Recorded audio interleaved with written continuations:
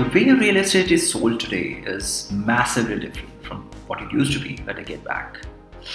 Brands today connect with their consumers on a much more relatable and aspirational way. Now, be it quoting iconic dialogues from cult movies or projecting the evening view from the penthouse.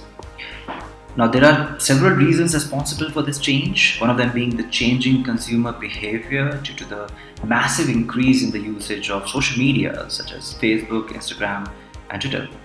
But at the same time, there are businesses within the real estate community, pioneers who decided to bring about this change and took the road less traveled. Today, I have one such founder, one such co-founder on my show. I have Vyoma Pandit, who's a co-founder in Flow Realty. Along with her co-founder Arun, they have done some tremendous work in enhancing the buying experience for customers and providing higher sales velocity to the real estate developers. And in that journey, they have had several learnings which all of us can use in adapting to this changing dynamics of the real estate marketing. I'm Digvijay. This is our Marketing Real Estate. Right back with Vyoma. Hi, welcome. Thank you so much for giving us your time. Okay, so you have worked in so many big real estate firms, right? You have worked in Lodha, you have worked in Brigade. How I want to start off with how the idea of actually Flow came about. Okay, so the real estate is a very small industry and very unorganized in India, if you ask me. After you've worked around 3-4 companies, you start coming up with the question of what is next. Happens to most senior people and especially people who come from different backgrounds which are traditionally not where people in real estate come from. So just to give a little bit of background, I'm a software engineer turned confused MBA and did my MBA from IIM Bangalore in 2009. And because of the recession year, had an accidental landing in real estate in 2009 with Lodha Group in Mumbai. Yeah. So at that point in time, it was never a career plan to get into real estate, right? Because most of the people who do their MBA are thinking of places like, in those days, of course, FMCG and consulting and iBanking and all of that. And now, of course, e-commerce and fintech, etc. So real estate is not something somebody chases unless you're into a family business. You don't chase it as a career option, right? But once you get into the industry, you kind of figure out how underserved this industry is with respect to high quality professionals and how much more can be done in this industry with respect to processes, customer experience, automation, intelligence, etc.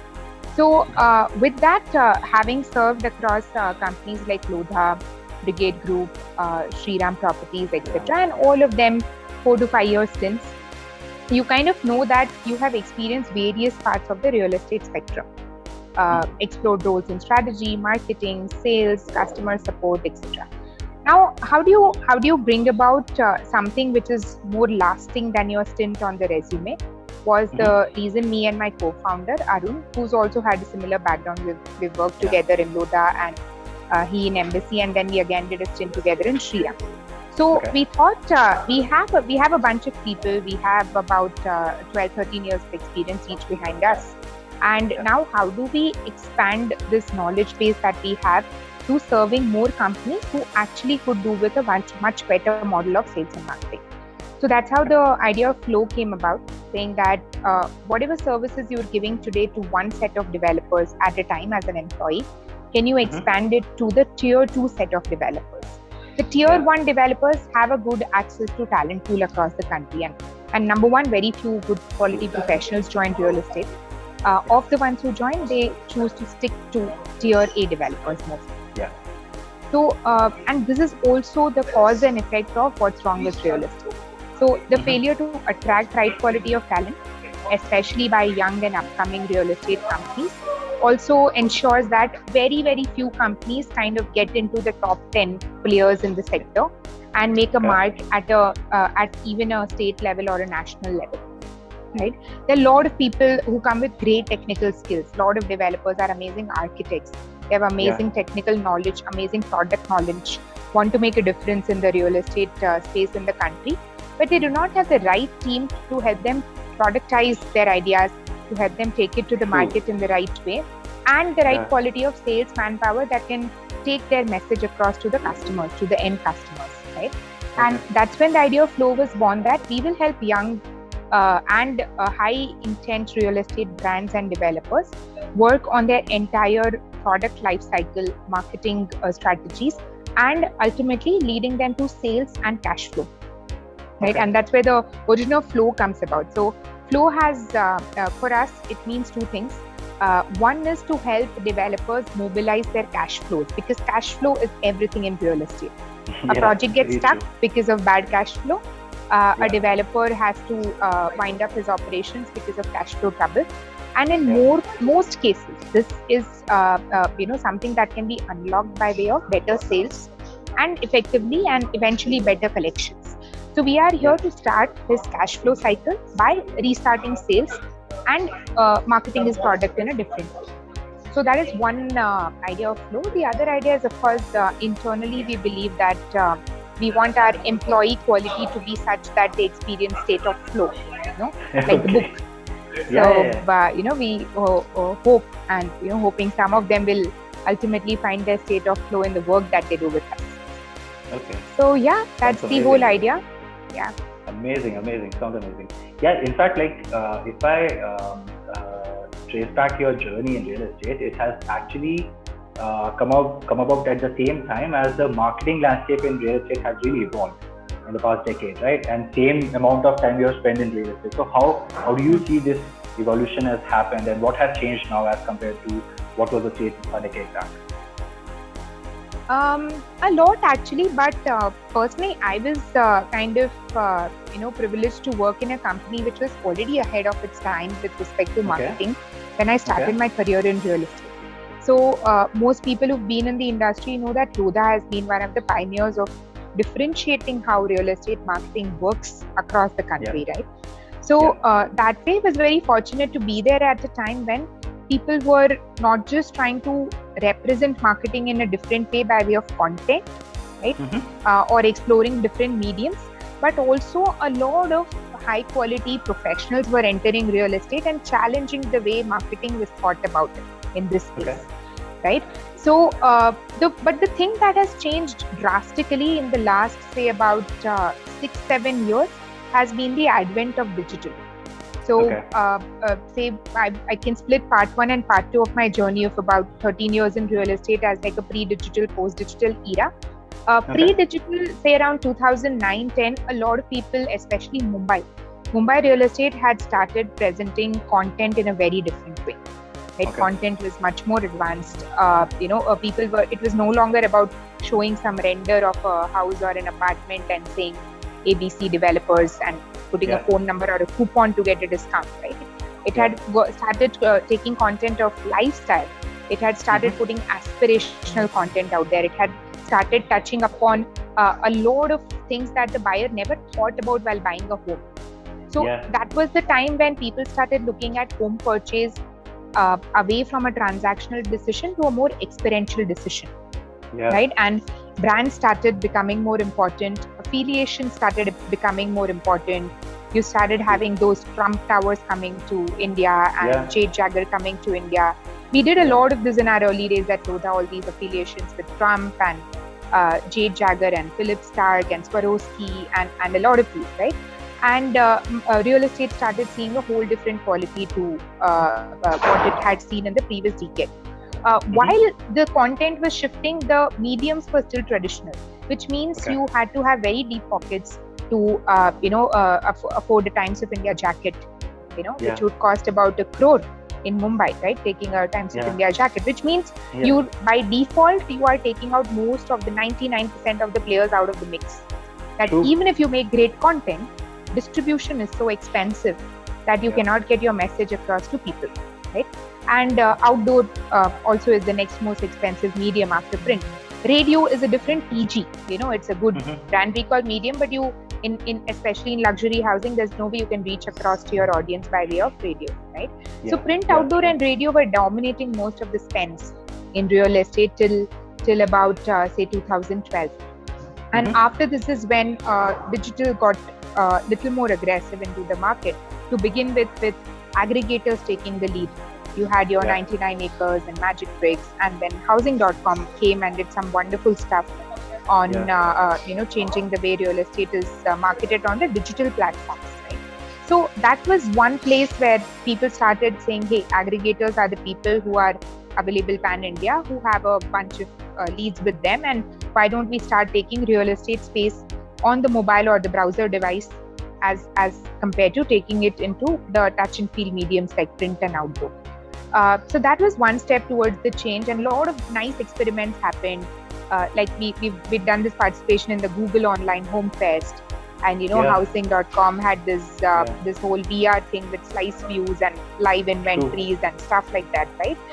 But I think what was really the game changer was when Facebook and Google started coming into the direct foray, and where without any middle layers, without any publisher middlemen, real estate companies got an opportunity to advertise their content directly on Facebook and Google with budgets as small as say 50,000 or 1 lakh, right?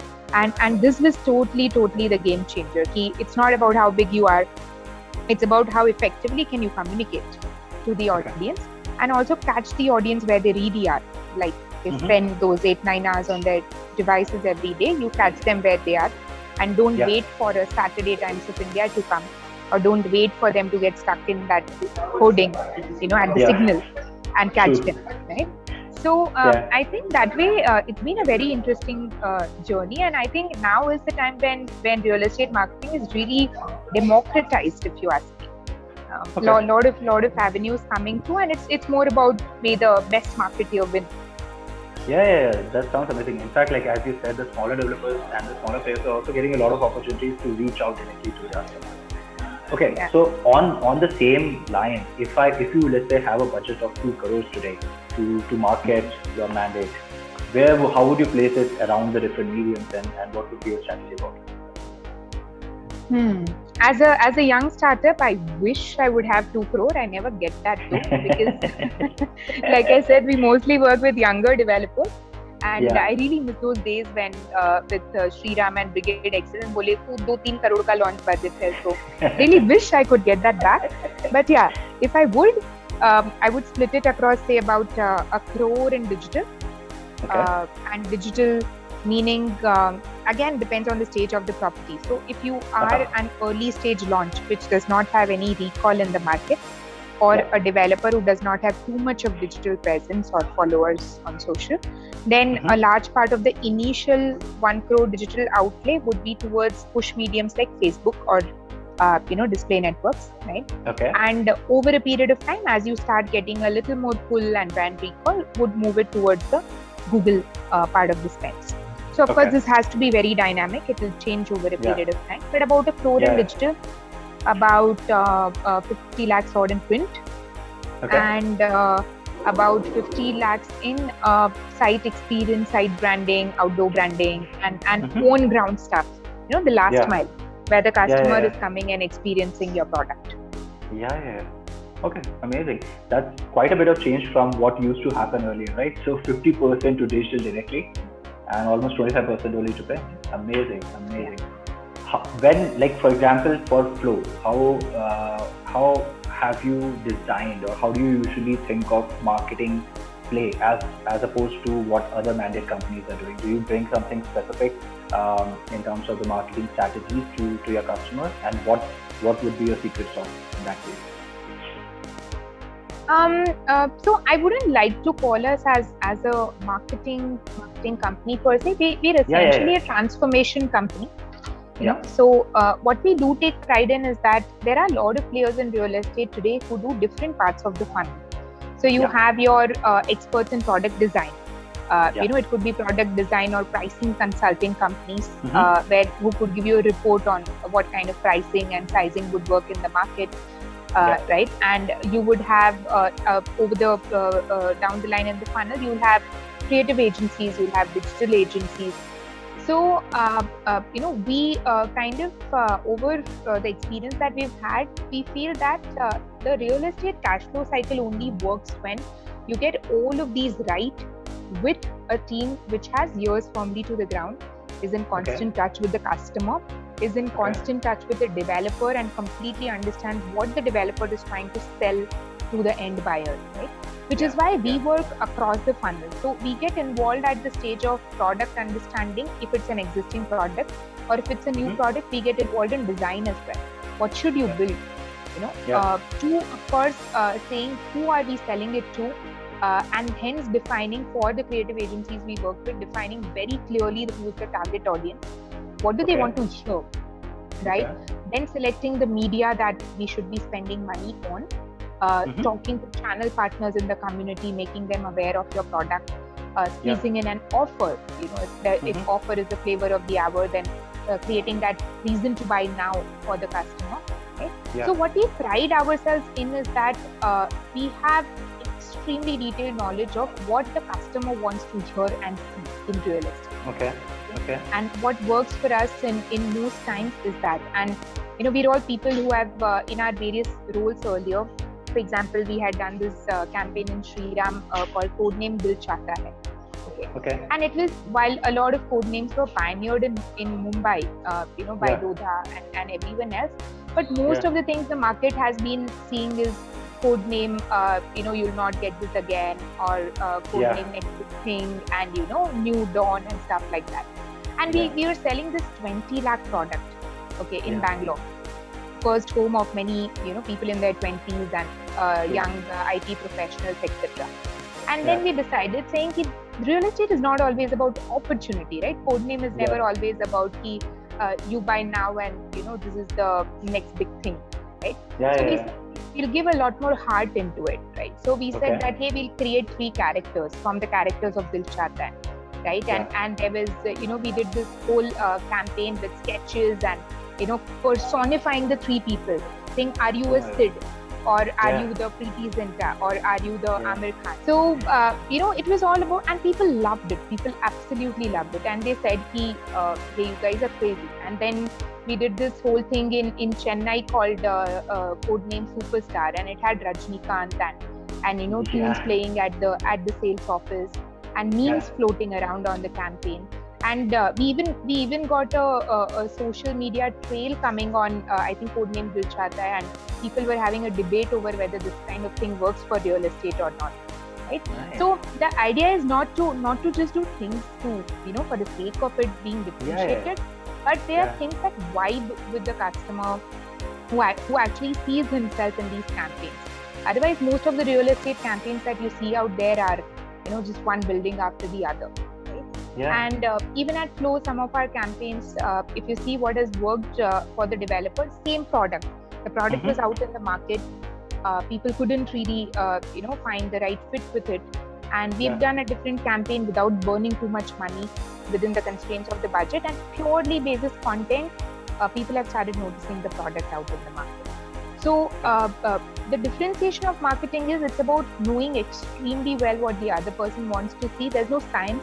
There's no secret sauce. It's purely intuition. It's a mix of intuition, science, and experience, I would say. Sounds amazing. Since you talked about, knowing your customer very, very well and being able to design strategies that attract the right people who are actually looking out there for that kind of property and stuff, right? So I want to come down now to the topic of customer acquisition cost, right? It's been something that has been reported to be rising quite a bit in real estate in the recent times, and frankly, from my experience, what I've seen is it's not very easy to calculate in real estate because of the complex value chain that we have, right? So how do you go about calculating it for Flow, and what parameters do you usually consider for yourself? See, one is, a lot of people chase customer acquisition cost per se, like per booking, how much am I paying to get that customer to book, right? But most of the time we look at a top-down approach while calculating this number. So top-down, typically we recommend that a developer should set aside about 2 to 2.5% of the property value as a overall property value as the marketing budget. Right? And he could include a 1.5% outlay further for brokerage, because Some part of your bookings would also come from the brokers out there. Brokers, right? yeah. So Yeah. depending on the ticket size, of course, the more affordable project will not be as efficient in marketing because the denominator is smaller, making the customer acquisition cost higher. And a luxury project will have a much more efficient customer acquisition cost over a period of time. But a good benchmark would be to keep in the range of 2.5 to 3% as the healthy marketing budget. Again, a lot of subjectivity comes into it. If you have a smaller budget, spend it mostly on digital, you will see better efficiencies and better customer acquisition costs. In digital, if you treat the funnel in the right way, you can keep your overall acquisition cost under 2% of the value of the property. Okay. But if you want the right coverage, you should ideally include a 360-degree media plan and have a bit of other offline mediums also. They are not as per se efficient, but they will give your campaign a direct fillip in terms of conversions down the funnel, and overall help you close the efficiencies at 3% of the revenue generated. Okay. Amazing. Hope that answers. Yeah, definitely. It definitely answers a lot of the questions. One more thing that I wanted to know is, apart from customer acquisition cost, as you mentioned, the marketing spends and other things, what other data metrics do you usually track in terms of your operation, apart from, let's say, CAC? So, see, if you see across the various parts and departments that a lead goes through, we track about 20-25 metrics in all. Starts with, of course, one is all your media planning. Where do you want to deploy the media and what part of kind of spends do you want to do where. And then at a lead level, essentially you have your, one of the most important things is what is your lead run rate that you want at what CPL. So this is mostly our guiding metrics, and most of our spends, actually for us 90% spends happen on digital platforms. So for us, every week, for every project, we put a run rate and we agree upon that with our digital agencies. That this is the daily lead run rate, that is the daily number of leads that I need, right? And I need a certain CPL range in which I have to manage these. Right? Now, going from, so this becomes the Bible, that this is the number of leads I need daily or weekly at this range of CPL. Next steps comes is, what is the quality of those? So we have something called a green bucketing. So in the green bucketing, we share with the agency what is the percentage of leads that should be qualified. So we say agree upon a 30-35% as the green bucket category. Now, if you're having X number of leads at a certain CPL, you have got 90% of your funnel right. After that, it becomes a function of how efficiently your team is churning them. Right? So within then your telecalling team, you have metrics to measure the lead to site visit conversion efficiency. Right? Within that, they have their various metrics of how many are non-responsive, dropouts, lost, and efficiency per telecaller, number of calls made per day, number of connected calls. A whole lot of that stuff happens in between. But essentially, if you get your CPL right, if you get your run rate right, if you get your lead to site visit right, and over down the funnel, site visit to booking right, then between these 3-4 metrics, you have covered what is broadly required to be right to market the property. If any one of these seems out of order, then you will have to further break it down to go to your level 2 metrics and say which is the level 2 metric going wrong or a level 3 metric going wrong to be able to fix that part of the problem. Okay, that's amazing. Thank you so much for the details. I just want to come back to your point of site visit experiences, right? You mentioned out of your 2 crores that you spent somewhere like 50 lakh you will reserve for site experiences and the on-ground experience for the clients, right? So recently, especially after the first and second lockdown, the virtual site visit experience actually came about a lot, right? So have you invested in that, or do you see a future of virtual site visits with real estate? This thing, we've been doing this in various capacities since the first lockdown. Okay, so when the first lockdown came about, it was so funny when we were having this chat in our marketing group and saying, hey guys, we've heard of this amazing new tool called Zoom.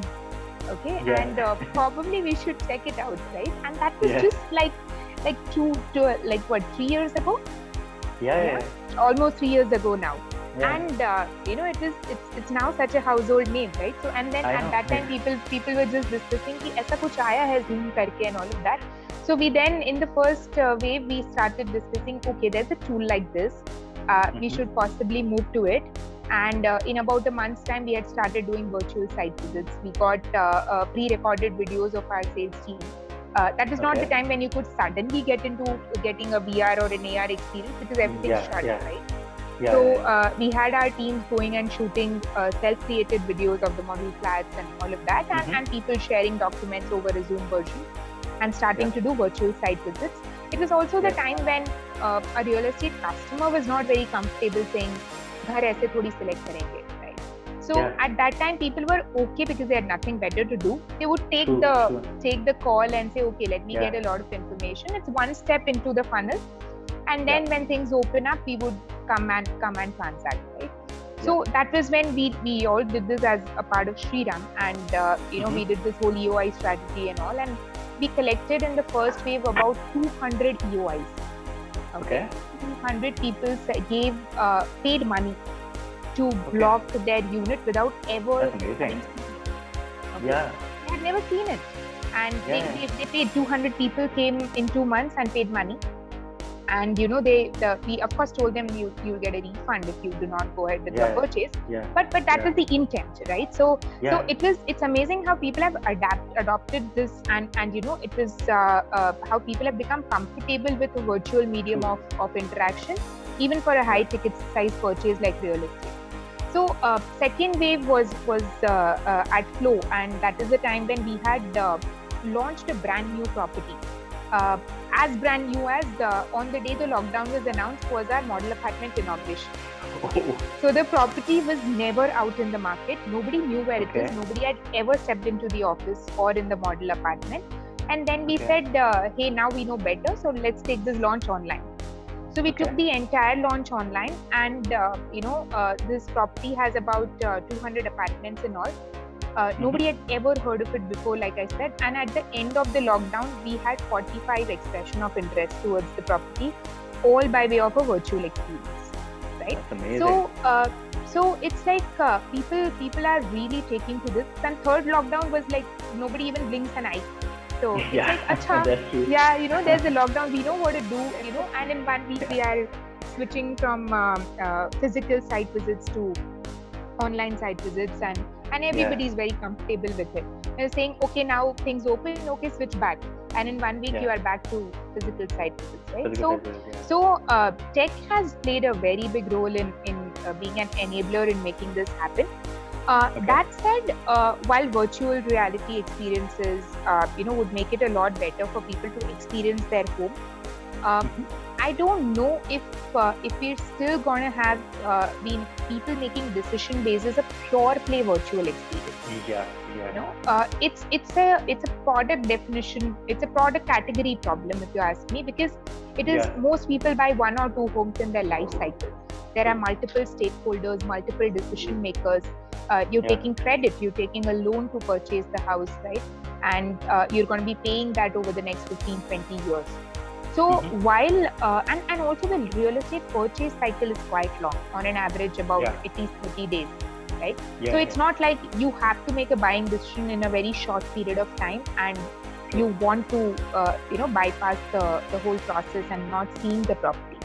So transparency, data, VR enablers, tools like Zoom, Google Meet, advanced level of renders. People make amazing renders these days to show what the property will actually look like. A lot of videos as well. These are great tools, especially for people who just can't visit, like NRIs.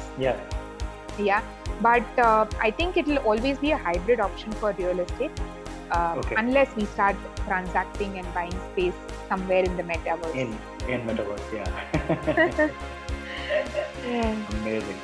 So moving from VR to AI, right? There has been a lot of noise and a lot of news about artificial intelligence coming to real estate and how it's going to impact, specifically in marketing, right? So where do you see it impacting the most, and when do you see the technology actually maturing and becoming a norm as part of real estate property? See, AI has been, it sounds like a very big word, when people think Yeah, AI, I know. robots and all of that, but it's been very subtly entering a domain like real estate. So I think so far, as far as sales and marketing is concerned, we've been using it to, number one, smartly target customers. There is a lot of learning and relearning algorithms applicable in the digital mediums, at least where you are spending your money. So these are smart algorithms where over a period of time, you can reduce your cost per lead, you can reduce your cost of customer acquisition by figuring out early in the life cycle where and who are the people you need to target. So, and this mostly is being done by the publisher, like your Facebook algorithms, Google algorithms, and we really don't know what's happening behind the scenes, but there is a lot of advancement definitely in learning and making your marketing spends more efficient. So one is this whole lead targeting by way of, learning about your customers. And I think one place where it is not yet penetrated and it could help is if at the point of sale, there is more information and tools available to be able to know a little more about the customer without the customer sharing the information with you. Okay.